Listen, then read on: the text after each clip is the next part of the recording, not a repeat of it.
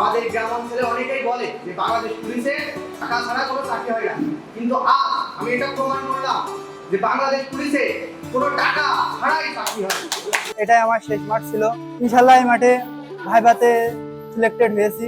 তো বাংলাদেশ পুলিশে যে একদম ঘুষ ছাড়া চাকরি হয় এটা আমার বিশ্বাস হতো না। আমাদের গ্রামাঞ্চলে অনেকেই বলে যে বাংলাদেশ পুলিশে টাকা লাগে, টাকা ছাড়া চাকরি হয় না, টাকা ছাড়া কোনো চাকরি হয় না, কিন্তু আজ আমি এটা প্রমাণ করলাম যে বাংলাদেশ পুলিশে কোনো টাকা ছাড়াই চাকরি হয়। এখানে আসার পিছনে যে ব্যক্তি অবদান সবচেয়ে বেশি সে ব্যক্তি দুজন হচ্ছে আমার বাবা এবং আমার মা। Already goes to my father and my mother. He works hard every time, every second, every minute for my life.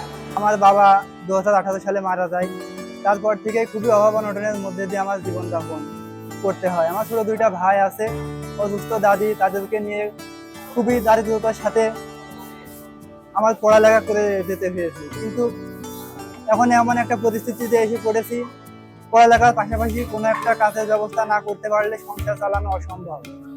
আমি এর আগে ভাইবা দিয়েছি, কিন্তু ভাইবা থেকে যে কোনো কারণবশত হয়তো বাদ পড়ে গিয়েছি। এটাই আমার শেষ মাঠ ছিল।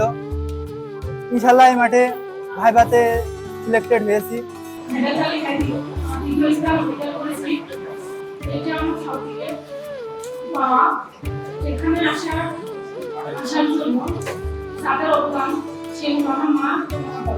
একমাত্র স্মার্ট সিটি বসুন্ধরা, আধুনিকতায় এক ধাপ এগিয়ে।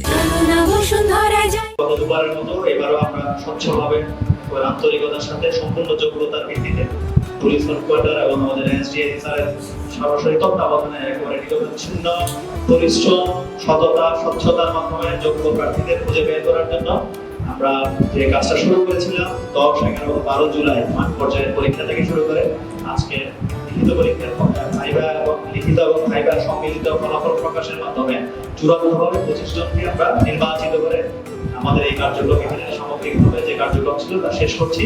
সাথে আমরা আরো 5 জনকে 20% 5 জনকে আমরা ওয়েটিং লিস্টে রেখেছি। আমরা বিশ্বাস করি যে যোগ্যতম যারা প্রার্থী ছিল তারাই তাদের যোগ্যতার ভিত্তিতে এই চাকরিতে এসছে।